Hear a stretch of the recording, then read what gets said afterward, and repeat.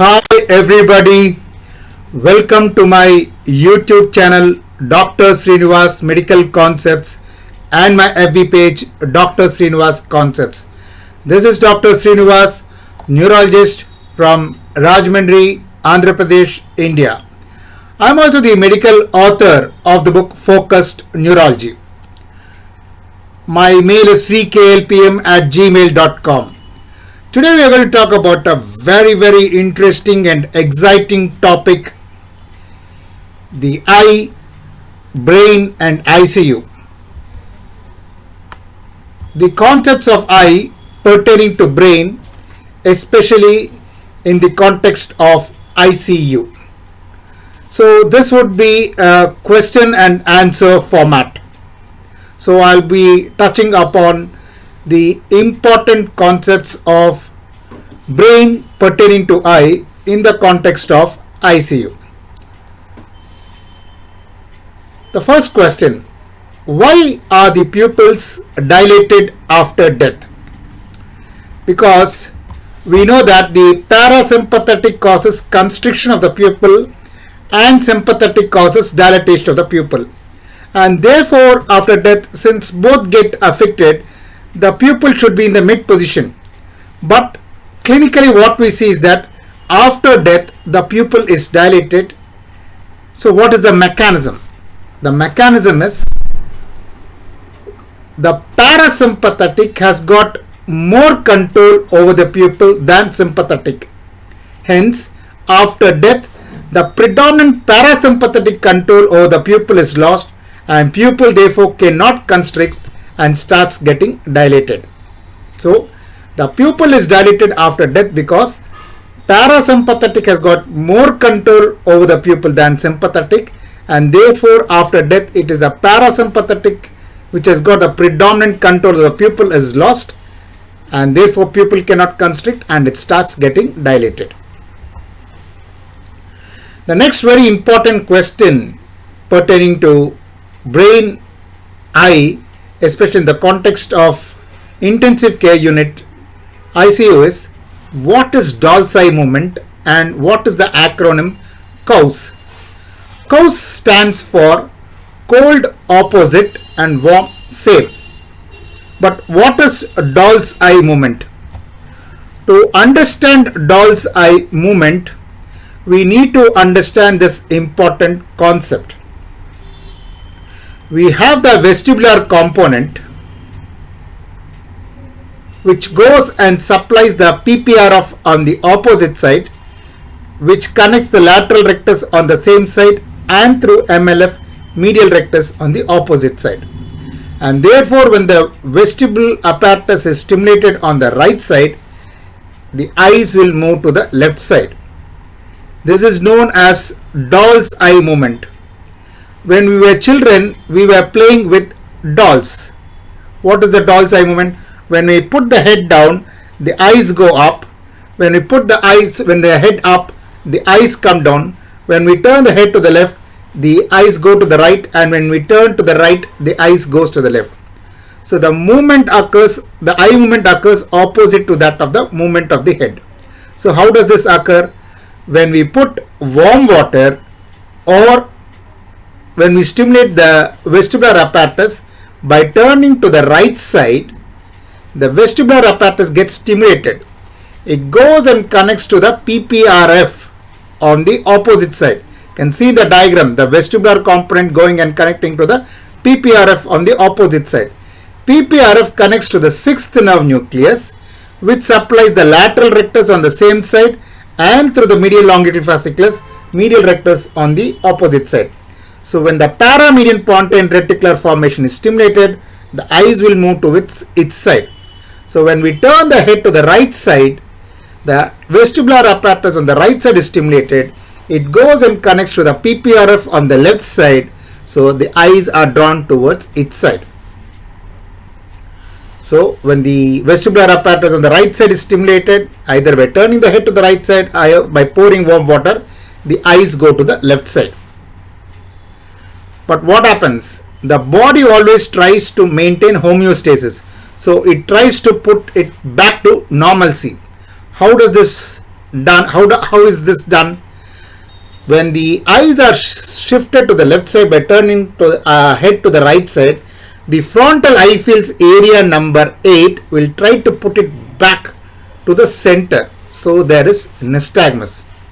So when we put warm water, cold opposite warm same. When we put warm water, eyes go to the left side, but the nystagmus is to the same side. But when the vestibular apparatus is inhibited by putting cold water, the vestibular apparatus cannot act now.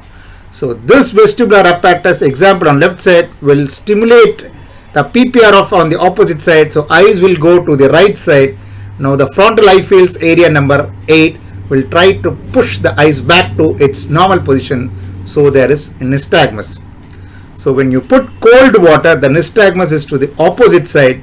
When you put warm water, the nystagmus is to the same side. So this is cause. Basically, the supranuclear eye movements, we have horizontal eye movements, which are saccadic movements. Fast movement, that is, I look at the center, someone knocks at the door on the right side, I look to the right. This fast movement is known as saccadic movement. When someone is playing a game of shuttlecock, I keep following the shuttlecock and keep watching the movement of shuttlecock like this. This is known as the following movement or pursuit movement. So for all horizontal eye movements, whether it is a saccadic movement, a fast movement to the opposite side, or a following movement, slow movement, the center is in the PPRF, paramedian pontine reticulation, that is, it is in the pons. So for saccadic pathway, the supranuclear pathway subserving horizontal gaze to the left side comes from the right frontal eye field's area number 8. You can see in this diagram, the saccadic pathway originates from the right frontal eye field's area number 8. It descends in the midbrain at the rostral end of the midbrain, that is at the rostral end of the pons. Between the midbrain and the pons, it crosses over to the opposite side and goes to the PPRF, paramedian pontine reticular formation. The paramedian pontine reticular formation connects the 6th nerve nucleus, which supplies the lateral rectus on this on the left side and the medial rectus through the MLF on the right side. So when the right frontal eye field's area number 8 is stimulated, it goes to the PPRF on the opposite side, lateral rectus on the left side, medial rectus on the right side through MLF is stimulated, and the eyes move to the opposite side.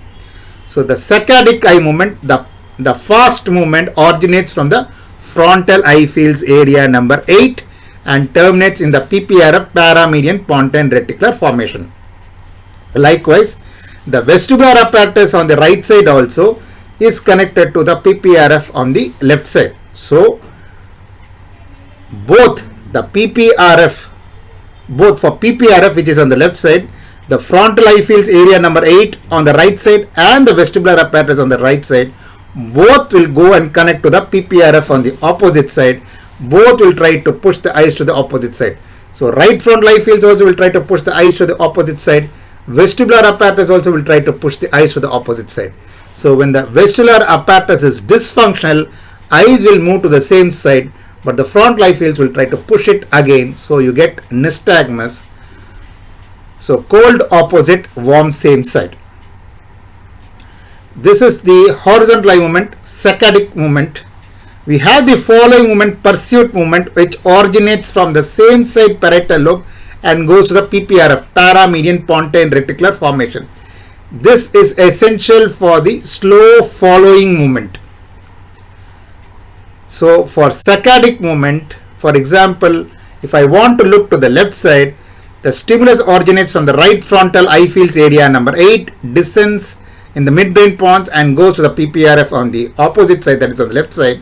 But for following movement, pursuit movement to the left side, it originates from the parietal lobe and goes to the PPRF on the same side. Very important. Saccadic fast pathway originates from the opposite side and goes to the PPRF, whereas for following movement, it originates from the parietal lobe, parieto-occipital lobe and goes to the PPRF on the same side. So if parietal lobe is affected, the pursuit movement gets affected. In fact, there have been a number of good clinicians who could diagnose a parietal lobe abscess by just looking at the pursuit movement. One of the good clinicians diagnosed parietal lobe abscess by looking at the pursuit movement. The pursuit movement on the same side was absent, so he knew that the parietal lobe was affected. Person had fever, so the correlation was done, fever with absent pursuit movement because of parietal lobe, so it has to be parietal lobe abscess, and when imaging was done, it confirmed parietal lobe abscess. This pursuit movement again is important in the context of optokinetic nystagmus. What is optokinetic nystagmus? When we follow a movement, pursuit movement, we follow till the end, and then there's a corrective saccade. So pursuit movement, corrective saccade, pursuit movement, corrective saccade, or pursuit movement, corrective saccade. So when we put this can be easily seen when a person sits in the train, especially near the window, and when he watches the scenery, he follows it till the end and then it corrects. He follows it and then it corrects. This is optokinetic nystagmus. It is a normal mechanism. This can be tested at the bedside by putting a drum with black and white stripes. When we rotate it, so person keeps following it, pursuit, saccade, pursuit, saccade. This is optokinetic nystagmus. Why is it important? This can be used to bring out functional blindness. If a person says he is blind, though not organically, he is just acting, it is psychogenic or functional blindness, put the eye drum and rotate it. So as long as the vision is intact, person will have optokinetic nystagmus. In other words, presence of optokinetic nystagmus rules out blindness. So with this good supranuclear pathway subserving horizontal gaze to the left, we can understand all these important challenging mechanisms like oculocephalic reflex, cause, and the pursuit movements. So all the horizontal eye movements, whether it is saccadic movement or pursuit movement, is the center is in the pons PPRF, and for all the vertical eye movements, whether it is up gaze or down gaze, the center is in the midbrain. A very, very important concept. The center for all vertical eye movements is the midbrain. The center for all the horizontal eye movements is the pons. So this is the wonderful diagram explaining the saccadic movements. From the right frontal eye fields, it comes to the PPRF on the opposite side, paramedian pontine reticular formation which is present in the pons. It goes and connects the sixth nerve nucleus, which sends sixth nerve fascicle to the lateral rectus, and through the MLF, medial longitudinal fasciculus, through the medial rectus on the right side, and therefore when the right frontal eye fields is stimulated, the eyes will go to the left side. For example, seizures. If there are seizures in the right frontal eye fields, the frontal eye fields will get irritated and the eyes will go to the opposite side. At the other end of the spectrum, if the right frontal eye field area number 8 is affected, in fact, the pathway does not function well, so it cannot stimulate and move the eyes to the opposite side. Eyes will move towards the same side. So, very important concept. The supranuclear pathway is subserving horizontal gaze to the left side, that is the saccadic pathway. The origin is the right frontal eye field. The destination is the PPRF on the opposite side, left side. The movement, the gaze is towards the opposite side. So following the question, the next question, following the previous slide, the next question comes, explain the maxim. Frontal lobe lesion causes the eyes to look to the same side and hemiparesis on the opposite side, whereas a pontine lesion causes the eye to look to the same side of the hemiparesis. How do we explain this maxim? If we have understood the previous diagram, we can easily explain this.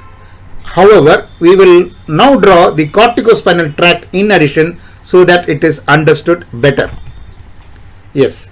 So this is the oculocephalic reflex, and which explains the frontal lobe infarct as well as the pontine infarct. You can see here on the left side, you have the frontal eye fields area number 8 and the vestibular complex through which the eighth nerve comes. So on the left side we have the frontal. Carefully follow the diagram along with my explanation so that you'll be able to understand it better. So the frontal eye fields area number 8 on the left side and the vestibular complex on the left side both go and connect the PPRF, paramedian pontine reticular formation. The eighth nerve connecting to the PPRF, however, is slow. It's like a pursuit movement. The frontal eye fields connecting to the PPRF is fast, the saccadic movement. So whether it is the frontal eye fields area number 8 on the left side or the vestibular component and eighth nerve on the left side, both go and connect to the PPRF on the right side. Very, very important. So you can see in this diagram, whether if left frontal eye fields area number 8 is stimulated, the eyes also will go to the right. If vestibular component is stimulated, again the eyes will go to the right. But if frontal eye fields area number 8 is stimulated, the eyes will go to the right side fast, which is known as saccadic pathway. If vestibular component is stimulated through the eighth nerve, the eyes still will go to the right side, but in a slow manner. Why they go to the right? Because it goes and connects to the PPRF on the opposite side, which connects sixth nerve, lateral rectus, and through MLF, medial rectus on the left side. So eyes will go to the right side. So whether it is the frontal lobe or the vestibular complex on the left side, both will stimulate the eyes to go to the right side.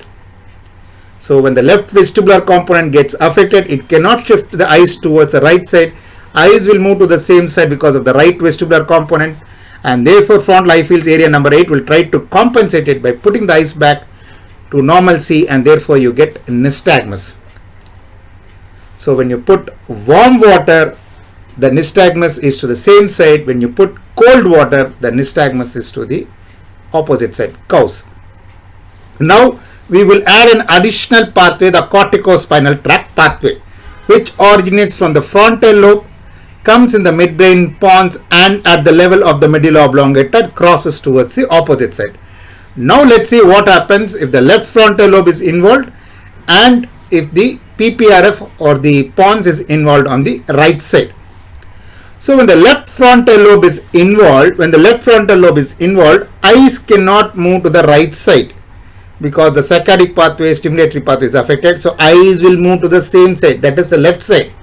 But the corticospinal tract descends from the frontal lobe, midbrain pons at the level of the medulla oblongata, crosses to the opposite side. So the hemiplegia is also on the opposite side. So in a frontal lobe lesion, example left side, the eyes cannot move to the right side, eyes is towards the same side, but hemiplegia is also on the opposite side. So eyes look to one side and hemiplegia is on the opposite side in a frontal lobe lesion. In this case left. Now we'll talk about pontine lesion. We'll take this time the example of the right side. So when the right pons is affected, it cannot pull the eyes towards its side because the PPRF will stimulate the lateral rectus on the same side and medial rectus on the opposite side through MLF.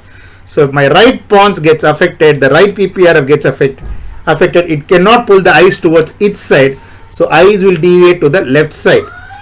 So where is the hemiplegia? Again the corticospinal tract descends at the level of the medulla oblongata, goes to the opposite side. So hemiplegia is also on the opposite side, left side. Eyes is also looking to the left side in a pontine lesion due to PPRF. So in a pontine lesion, eyes look towards the side of hemiplegia, whereas in a frontal lobe lesion, eyes will be looking towards one side, same side of the lesion, and hemiplegia on the opposite side. So very important diagram to understand the corticospinal tract as well as the oculocephalic reflex pathway. Right. Another important point in this is that normally we can elicit oculocephalic reflex in an unconscious person, because in an unconscious person this oculocephalic reflex has to be present, which is normal. But in a conscious person, it is up to me to look wherever I want. When I look to the left side, head to the left side, I can look to the left side or to the right side because I am conscious. So consciousness suppresses this reflex. as long as the frontal lobe is intact. But as the frontal lobe gets intact, as the consciousness gets suppressed, this reflex gets manifest. Another important point is that the vestibular apparatus will push the eyes towards the opposite side by connecting the sixth nerve and the third nerve through PPRF. And therefore, if the eye movement, when the vestibular apparatus is stimulated in an unconscious patient, if we do not see this slow eye movement, eighth nerve slow eye movement as indicated in the diagram, that means brainstem is affected. If the eighth nerve is stimulated vestibular apparatus but eyes is not able to move to the opposite side, that means the third and sixth connections to the PPRF is affected. That means it indicates a brainstem pathology. If the left vestibular apparatus is stimulated, eyes is going to the right side, but there is no compensatory nystagmus, it indicates the frontal lobe area number 8 is not able to produce the compensatory nystagmus and saccade, so it indicates a frontal lobe pathology. It could be metabolic encephalopathy, it could be hypoxemia, it could be anything where the frontal lobe is deranged. So another important point which we get to know from analyzing oculocephalic reflex is that if the slow pathway gets affected, that the brainstem is affected, and the slow pathway is intact but the compensatory nystagmus is affected, that indicates the frontal lobe pathology. So very important to understand this. Right, now having understood three important concepts, now let's go to the fourth important concept. What is Alexia without agraphia? Again, a very interesting concept. Alexia means difficulty in reading, agraphia means difficulty in writing. So Alexia without agraphia means they have difficulty in reading but they don't have difficulty in writing. For this to be understood, we need to understand one important concept. The right-handed persons, most of the time, more than 90% of the right-handed persons, the speech center is situated on the left side. For right-handed person, the speech center is situated in the left side. We call that as the dominant cortex. So dominant cortex is that cortex where the speech centers are situated. So in right-handers, the speech centers are situated on the left side. We call that as the dominant cortex. Right. Now, let me talk about a very important principle, that is converting a visual scene into a language form. Example, on the right side, imagine Mr. X is standing on the right side. So I am right-handed. So my speech centers are on the left side. When I look at Mr. X who is standing on the right side, the visual picture of Mr. X goes to my left occipital cortex through the visual pathway, because the visual pathway crosses optic chiasma, the nasal fibers, temporal fibers go same direction. So right side of the vision goes to the left occipital cortex, left side of the vision goes to the right occipital cortex. So when I look at Mr. X who is standing on the right side, it goes to my left visual cortex, and my language centers are also on the left side. So it can easily access my language centers on the left side and say, yes, Mr. X is standing on the right side. It becomes easy. But imagine now I am looking at the left side and now Mr. Y is standing on the left side. When I look at Mr. Y who is standing on the left side, it now goes to my right occipital cortex. So if I want to convert that into a language form, I have to gain access from my right occipital cortex to the language areas which are not there on the right side but on the left side. So I have to allow the information from my right occipital cortex to gain access into the language areas which are on the left side through the corpus callosum. So when I look to the right and convert the right visual scene into language, like saying Mr. X is standing on the right, it is very easy for me. I don't need corpus callosum at all.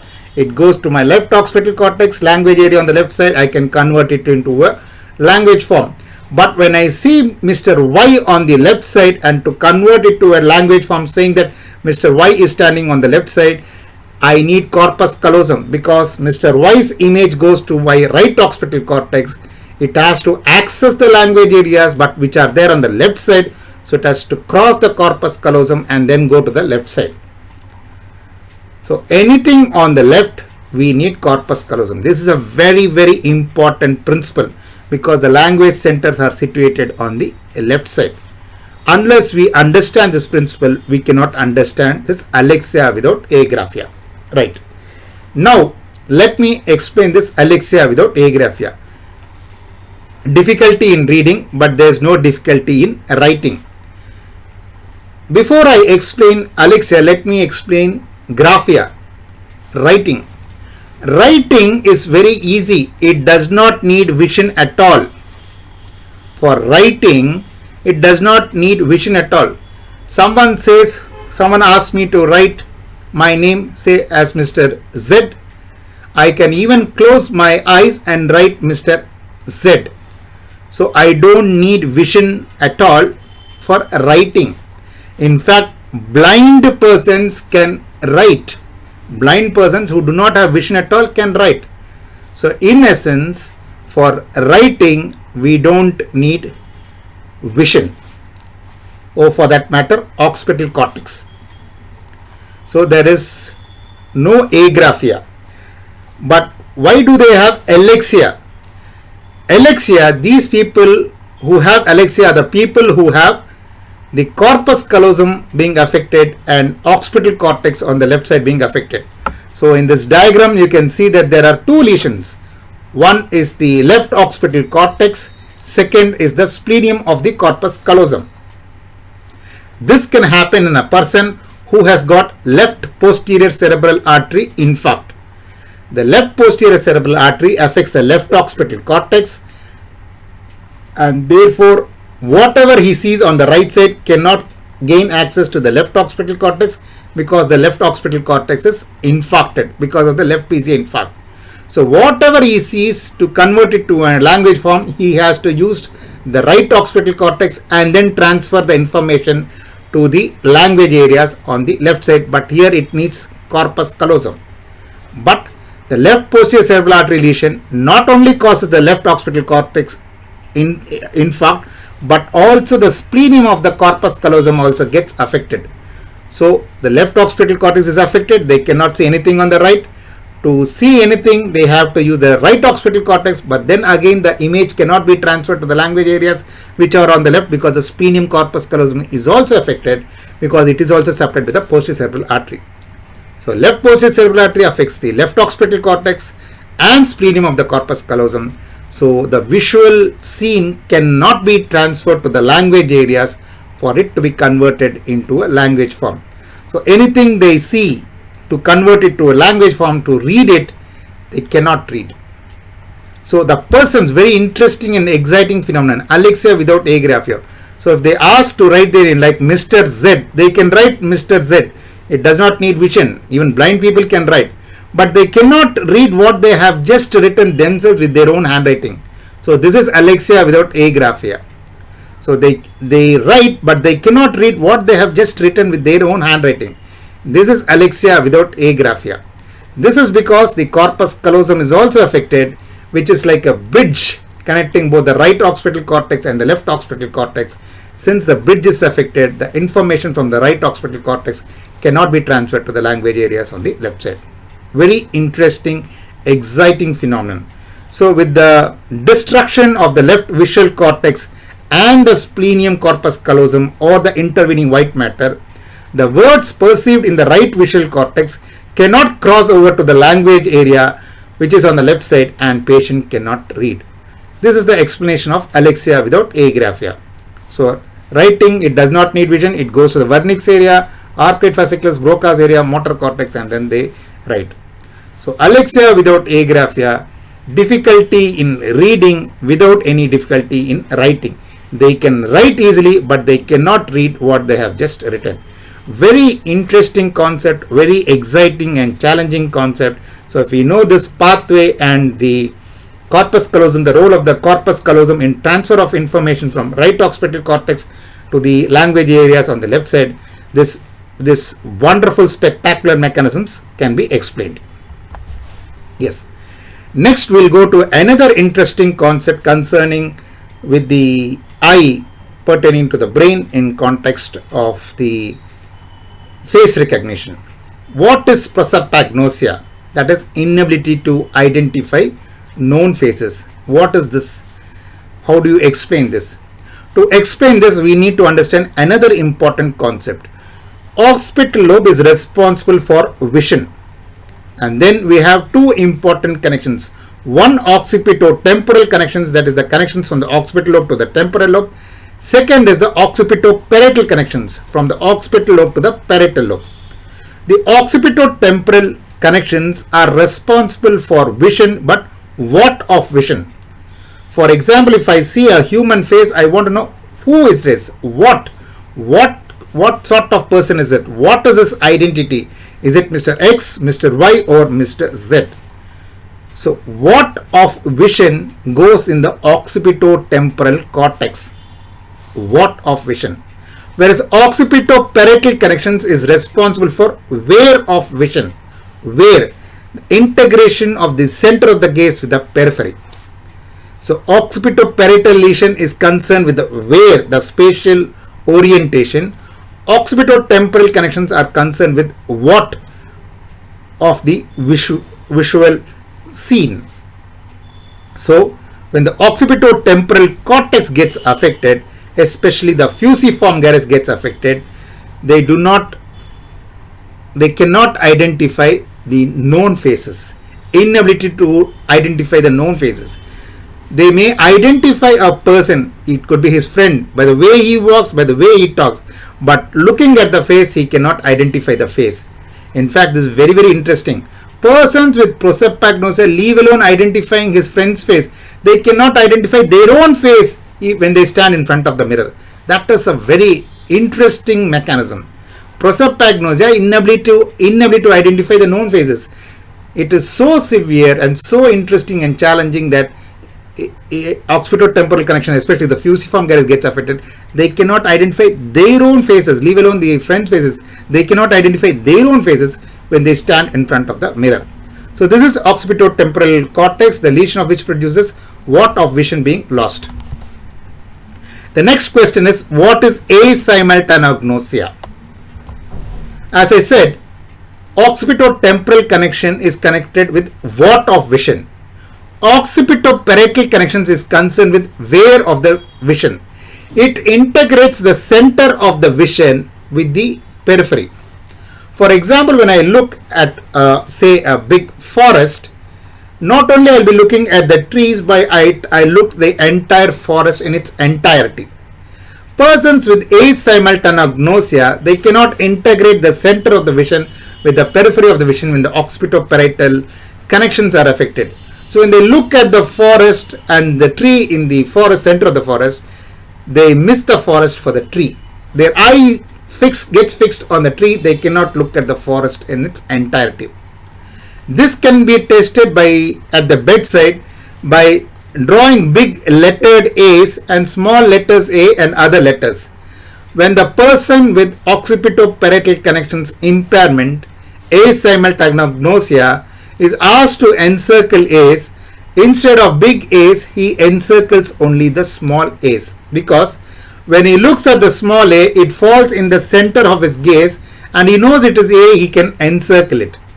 But when he looks at the big A, it does not fall in the center of the vision. He may look at either the horizontal line or the oblique line and may think that this is not A, so he does not encircle it. Very interesting. Normally for human beings it is easy to look at the bigger objects and miss out on the smaller objects, but here at the other end of the spectrum, these persons who have got occipito-parietal connections being affected like asimultaneous, they will be able to encircle and see the small letters A but not the big letters A, because it does not fall in the center of the gaze. In fact, asimultaneous is one of the components of the important triad of a disease known as balance syndrome, where the occipito-parietal connections get affected because of the border zone infarct. So they develop optic ataxia, oculomotor apraxia and asimultaneous. So very interesting phenomenon. This is asimultaneous. Right. The next question comes, why pontine lesion causes bilateral small pupils whereas medullary lesion causes unilateral small pupil? Very interesting phenomenon. We have the sympathetic tracts running on the two sides, on the right side and the left side in the brainstem, midbrain, pons and medulla oblongata. A very interesting question posed is that why we see bilateral sympathetic tract involvement in a pontine lesion but not in the medulla oblongata lesion. Very interesting question, but for this to be understood we need to know the circle of Willis. The medulla oblongata is supplied by the two vertebral arteries, but when it comes to the pons they unite to form a single basilar artery, and then in midbrain it divides into again two posterior cerebral arteries. So midbrain has got two vessels, two posterior cerebral arteries. Medulla oblongata also has got two arteries, that is two vertebral arteries, but pons has got only a single artery, that is a basilar artery. So when there is a pontine hemorrhage, the single basilar artery ruptures and the blood diffuses bilaterally and goes to both sides, right side and left side. So both the sympathetic tracts, one on the right side and the other on the left side, gets affected. So sympathetic tracts are responsible for dilatation of the pupil. So when they get affected, they cannot dilate, and therefore the pupils are small on both sides because the hemorrhage goes from the basilar artery to both sides of the pons. But imagine when there is a medulla oblongata lesion hemorrhage, there are two vertebral arteries. So there is a high chance of only a single vertebral artery or single vessel getting affected. So when the one vertebral artery gets affected, example on the left side, only the left sympathetic tract gets affected. Or if there is a vertebral artery hemorrhage on the right side, only the right sympathetic tract gets affected because there are two vessels. Unlike pons where there is a single vessel, and if that vessel gets ruptured, the hemorrhage goes on both sides, both sympathetic tracts gets affected. Very interesting phenomenon. So pontine hemorrhage causes bilateral sympathetic tract dysfunction, bilateral horns because it is supplied by a single artery, whereas medulla oblongata, it causes only meiosis, small pupil on one side, example Wallenberg syndrome, because it has got two vessels and only one vessel gets affected, and that side the sympathetic tract gets affected.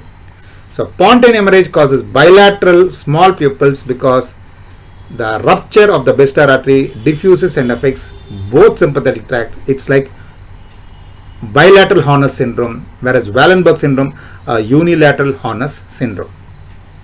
So this is the explanation. In fact, another important phenomenon is there when we talk about the cerebrovascular accident, especially when there is pontine basilar artery infarction.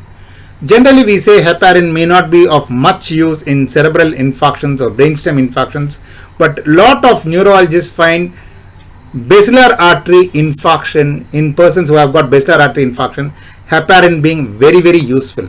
Again, what is the mechanism? Generally, when there is a basilar artery infarction, it is like a slow blood flow. When there is a slow blood flow, it gives rise to red thrombus, and red thrombus, the oral anticoagulants or the parenteral anticoagulants, they find good use. Whereas an arterial bleed like an endothelial injury causing platelet aggregation, antiplatelets have got a more role. So pons has got a peculiar vessel configuration. You have the two vertebral arteries in the medulla forming a single vessel, that is the basilar artery in the pons, and dividing into two posterior cerebral arteries in the midbrain. So when the blood gushes into the brainstem from the two vertebral arteries, it suddenly becomes slow because there is a single basilar artery. It becomes suddenly slow, and then in midbrain again it goes in a fast manner because there are two posterior cerebral arteries. So blood which is coming at a very fast speed, at a very fast pace in the medulla oblongata suddenly slows down in the pons because of the single basilar artery. The two columns of blood suddenly becomes a single column of blood, so it slows down.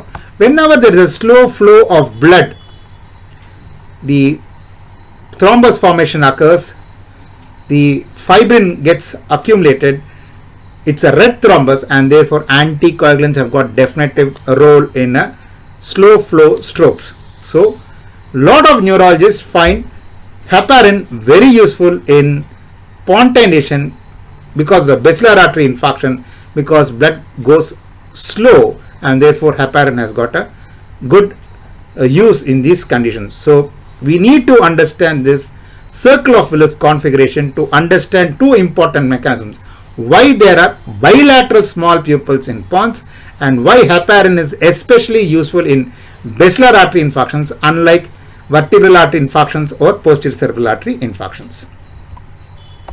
Pons is supplied by a single artery, basilar artery. Therefore, when the single basilar artery ruptures, blood diffuses to both sides and affects both the sympathetic tracts and causes bilateral small pupils, spontaneous hemorrhage. Whereas medulla oblongata is supplied by two vertebral arteries, therefore affection of a single artery causes small pupil on the same ipsilateral side. Example, Wallenberg syndrome. Another important concept is that how does one differentiate between extrinsic pathology of the third nerve palsy and intrinsic pathology of the third nerve palsy? Here again a very important concept. When the third nerve gets affected, it produces 4D. The parasympathetic fibers which run superficially on the third nerve, if it gets affected, parasympathetic causes constriction of the pupil. Since it's affected, there's a dilatation of the pupil. The third nerve also causes drooping of the eyelids because the levator palpebrae superioris involvement. And if the third nerve gets affected, the medial rectus gets affected. So sixth nerve will overact. So lateral rectus will overact. There is divergent squint, and because of that there is double vision. So a third nerve lesion produces 4Ds: dilatation of the pupil, drooping of the eyelid, divergent squint, and because of that double vision. Right, that is for the third nerve lesion manifestation. But there's an important concept here. What happens when there's an extraneous compression of the third nerve, like a posterior communicating artery aneurysm? What happens when there's an intrinsic pathology of the third nerve, like an ischemic palsy due to diabetes? As I said, the parasympathetic fibers run superficially on the third nerve. So when there's an extraneous compression of the third nerve, like posterior communicating artery aneurysm, or a hematoma coming and compressing the third nerve, the parasympathetic fibers which are superficially placed on the third nerve are the first to get affected. So parasympathetic causes constriction of the pupil. Since parasympathetic fibers get affected, there is a dilatation of the pupil. So pupils are the first to get affected in the extrinsic compression of the third nerve. Whereas if it's an intrinsic compression of the third nerve, intrinsic involvement of the third nerve, like ischemic palsy due to diabetes, it affects the center of the third nerve. So there will be other manifestations of the third nerve palsy like drooping of the eyelid, divergent squint, and double vision. But the pupillary dilatation does not occur, or if it occurs very late because the parasympathetic fibers are superficially placed, whereas the diabetic third nerve palsy affects the center of the third nerve. In fact, a lot of textbooks describe diabetic third nerve palsy as a pupillary sparing third nerve palsy. So parasympathetic fibers run superficially of the third nerve, and hence any extrinsic compression of the third nerve affects the parasympathetic fibers first and causes pupils to dilate. The earliest sign, example, PCOM aneurysm, posterior communicating artery aneurysm, or hematoma. Whereas if it's an intrinsic pathology of the third nerve, the parasympathetic fibers get affected last because they are superficially placed.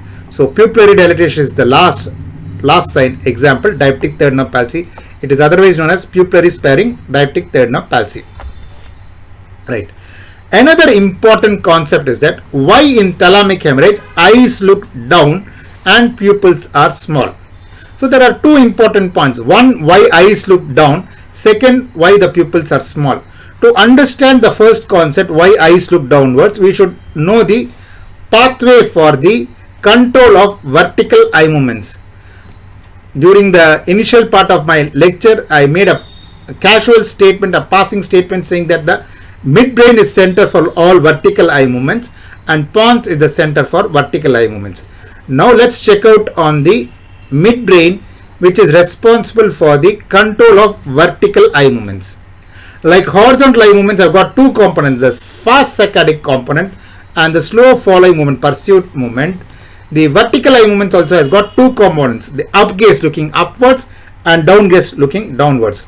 So the center for the control of vertical eye movements is in the top of the midbrain, the rostral interstitial nucleus of the MLF interstitial nucleus of the cajal. So kindly look at the diagram, you will be able to follow it better. So midbrain, you have the vertical eye centers in the rostral part of the midbrain, that is the rostral interstitial nucleus of medial longitudinal fasciculus and interstitial nucleus of cajal. So you have vertical eye movements, two components, one the up gaze, second the down gaze. If you see the down gaze, the fibers descend directly downwards on the same side. But for up gaze, the fibers have to cross over to the opposite side to the posterior commissure and then descend and then supply the third nerve. Imagine for down gaze right side, it comes on the right side and descends directly to the right side, down gaze. But for up gaze, from the right side, it has to cross over to the opposite side and then descend. It crosses over to the opposite side to the posterior commissure and then descends. So if there is any pathology compressing the top of the midbrain, the rostral part of the midbrain, that is the posterior commissure, the crossing up gaze fibers get affected, but it does not affect the down gaze fibers, which don't cross over. It goes directly downwards on the same side. So it goes and affects the crossing up gaze fibers. So up gaze fibers get affected. So in thalamic hemorrhage also, thalamus is very close to the top of the midbrain. So when there is a thalamic hemorrhage, it goes and affects the posterior commissure, the top of the midbrain. So the crossing up gaze fibers get affected. So they cannot look upwards, they will be looking downwards. What a beautiful explanation. That is the joy of clinical neurology. So the projections for up gaze cross through the commissure before descending to innervate the third nerve nucleus, while those for the down gaze may travel directly to the third nerve and therefore and thus accounting for the frequency of selective up gaze palsies. Likewise in Parinot syndrome, the dorsal midbrain syndrome also, it goes and affects the crossing up gaze fibers on the rostral part of the midbrain. Likewise in thalamic hemorrhage, it also affects the crossing up gaze fibers. In hydrocephalus also, it affects the crossing up gaze fibers. Therefore eyes cannot look upwards, they will be looking downwards. There is a high frequency of selective up gaze palsies, because for up gaze they cross over to the opposite side and then descend, whereas down gaze fibers descend straight away downwards. Very, very important concept. So thalamic hemorrhage causes eyes to look down. This is the explanation. But why are the pupils small? The sympathetic fibers causes dilatation of the pupils. The sympathetic fibers originate from the hypothalamus, which is nothing but just underneath the thalamus. So when there is a thalamic hemorrhage, the hypothalamus, which is just underneath the thalamus, gets affected. And since the hypothalamus gets affected, the sympathetic fibers which originate from the hypothalamus gets affected. The sympathetic system is responsible for the dilatation of the pupil, and therefore when they get affected, the eyes are small. This is the joy of neurology. How we can explain thalamic hemorrhage at the bedside by just looking at the patient. If a person has got eyes which are looking downwards, that means the crossing up gaze fibers are affected, and the pupils are small, that is the sympathetic fibers originating from the hypothalamus are affected. It is thalamic hemorrhage. So we can diagnose thalamic hemorrhage at the bedside by looking at the eyes. Eyes will be looking downwards and the pupils are small. Right. Another important concept, what is locked-in syndrome? As I said in the previous description, one for the saccadic pathway, that is the PPRF, paramedian pontine reticular formation, that is the pons is center for all horizontal eye movements, whether it is saccade or pursuit. Just now in the previous diagram we have seen that the midbrain is responsible for vertical eye movements, whether it is up gaze or down gaze. So midbrain is responsible for vertical eye movements and pons is responsible for horizontal eye movements. Now imagine a person has got an infarct in the pons. Pons is affected bilaterally, both the PPRF is affected. So when the pons is affected, person cannot move eyes horizontally because both the PPRF is affected. And the corticobulbar fibers and the corticospinal fibers which run in the pons also gets affected. So they cannot use upper limbs or the lower limbs. But midbrain is intact and midbrain is the center for vertical eye movements. Since midbrain is spared, they can use eyes vertically. So locked-in syndrome is that syndrome where persons cannot move eyes horizontally because both the PPRF is affected, the horizontal center for gaze is affected. They cannot use upper limbs and lower limbs because corticobulbar fibers and corticospinal fibers are affected. But since midbrain is intact, they can move eyes up and down. Very interesting locked-in syndrome. So what is locked-in syndrome? Midbrain is the center for vertical gaze. Pons is center for horizontal gaze. In persons with locked-in syndrome, pons is affected, which damages horizontal gaze. Corticospinal fibers are affected, which cause weakness of all four limbs. However, midbrain is spared and therefore vertical eye movements are preserved. Very interesting phenomenon. Right. Another important concept is that we always say that the mother nature and God has beautifully divided the two functions. The function of language goes to the left cortex, the dominant cortex, and the spatial orientation goes to the right cortex, non-dominant cortex. So, yeah, that is the explanation, but that is the mechanism. But what is the explanation? Why right-sided lesions produces left hemi-neglect, but left-sided lesions, they do not produce right-side neglect? Why only right hemispheric lesion causes hemi-neglect, but why left hemispheric lesion does not cause hemi-neglect on the right side? For that to be understood, we need to know an important concept. It is said that the right-sided lesion, right-sided brain, right cortex, controls the extra personal space both on the right side as well as on the left side. So the right cortex controls extra personal space on the right side as well as on the left side, whereas the left cortex controls only the right extra personal space. So you can see in this diagram, the right cortex controls both the right and the left extra personal space or the visual fields, whereas the left side controls only the right extra personal space or the visual field. Now imagine if a person has got a left-sided lesion. When a person has got a left-sided lesion, the extra personal vision on the right side is affected.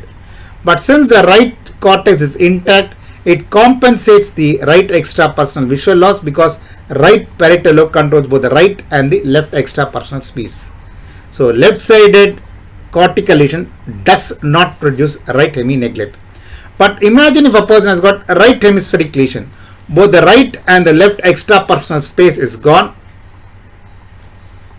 The right is compensated by the intact left parietal lobe, but there is no compensation for the right extra personal space. So right parietal lobe produces left-sided hemi-neglect, whereas left-sided lesion usually does not produce right-sided hemi-neglect. Very interesting concept and very important concept.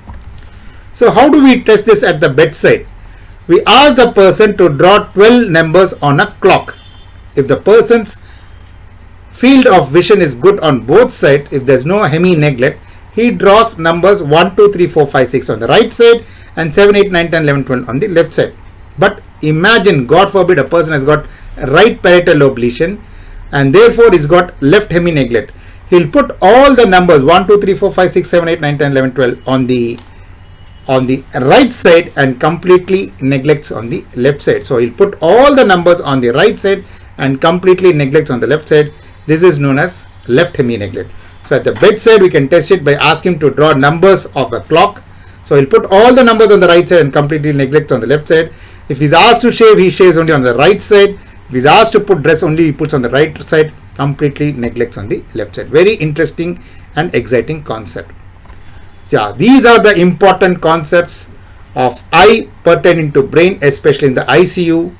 And that's why we named the topic eye, brain and I.C.U. Very, very important, interesting, challenging concept, which is really a joy to appreciate it. And as I mentioned, I'm the medical author of the book Focused Neurology. The entire neurology, most of the neurology, I put it in a question and answer format so that it is easy for the students to understand and read. So you can also buy my book Focused Neurology, which is available online. I am the medical author of this book, Sreenivas. So this is a very interesting lecture which I have given on eye, the concepts of eye pertaining to brain, especially in the I.C.U. care. I hope you have enjoyed listening to my lecture. If you have any doubts or suggestions or comments, kindly post onto my YouTube channel, Dr. Sreenivas Medical Concepts, and my FB page, Dr. Sreenivas Concept. But please like and subscribe my YouTube channel, Dr. Sreenivas Medical Concepts. Thank you. Bye.